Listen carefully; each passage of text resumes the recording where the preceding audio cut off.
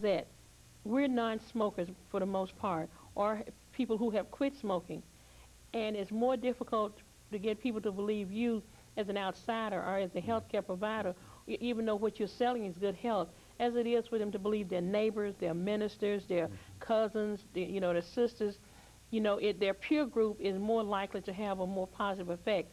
We're there to educate and provide the information, but we've got to increase people's knowledge. We've got to change their attitudes, and for they believe that a change in lifestyle will be positively effective as far as their health concerned, that a change in lifestyle will increase their longevity, decrease their incidence of diseases, increase their quality, and improve their quality of life. And then we've got to show people examples and train them how to practice better health so that they can have an improved lifestyle. And it's all about knowledge, attitude, and practices. Fortunately, we have programs within the Cancer Control Research Unit at Meharry and within the consortium as a whole, where we're looking at smoking in youth, we're looking at smoke in the elderly, we're looking at diseases as affected by tobacco use, and we're developing programs. We have programs that work with people to not only help them kick the habit, but to change their lifestyles in other ways. Let's talk about smoking in youth, youth a minute, nurse. So far, what are some of the preliminary information that you can give us relative to cigarette use and young people, adolescents? Tell them something about that now. Okay, 5 years ago, the average starting age of a youth using cigarettes was 12. That age has now dropped to 8. We know now that statistically, children by the age of 7 or 8 have already tried cigarettes for the first time, and some of them are closet smokers.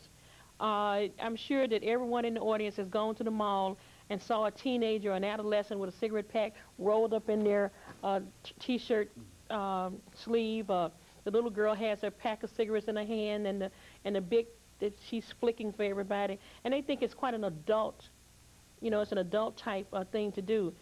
Just with alcohol use, they follow the examples of the adults that they see as role models. So if mother smokes, if my sister smokes, if someone that I look up to smokes, if smoking is glamorized in the ads, if the Hollywood stars smoke, and every time you see them there's a cigarette hanging out of their mouths, out of their hands, then the youth use these examples to follow, and they start smoking.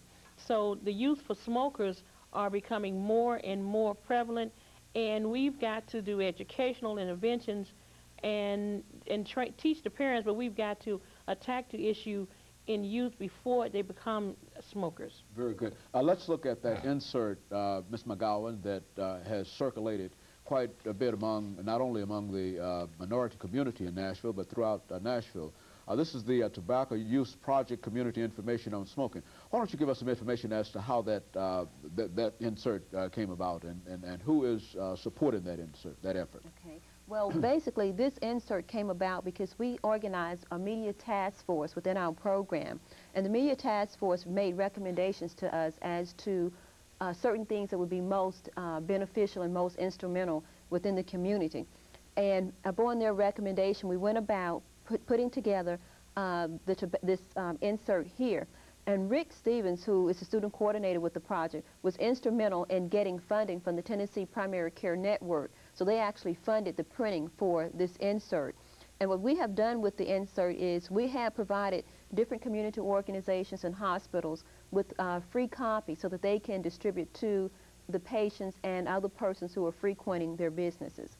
Very good. And so that's calculated to reach throughout the community.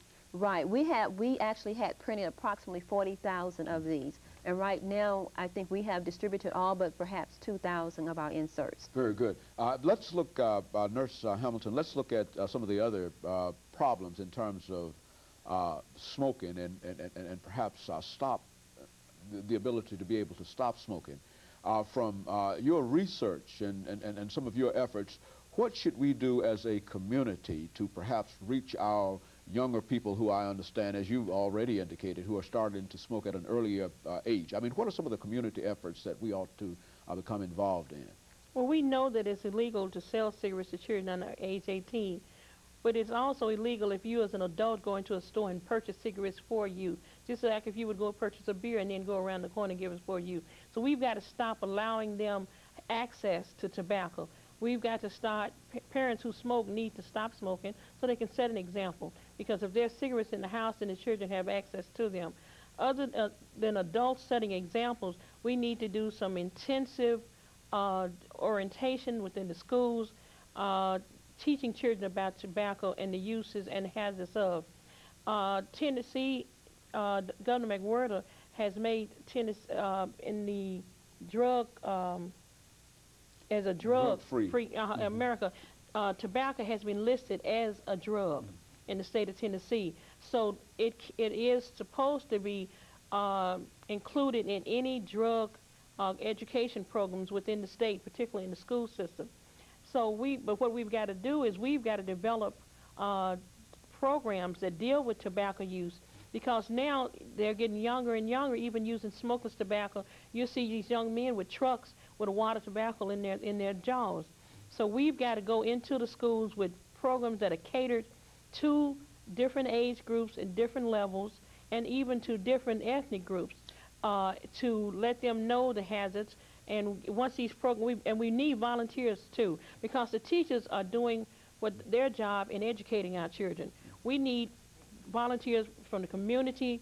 We need parents who are ex-smokers or who never smoked, who are concerned about their children's health, to go to the school and say, I will help teach. I know it's an extra burden on the teacher.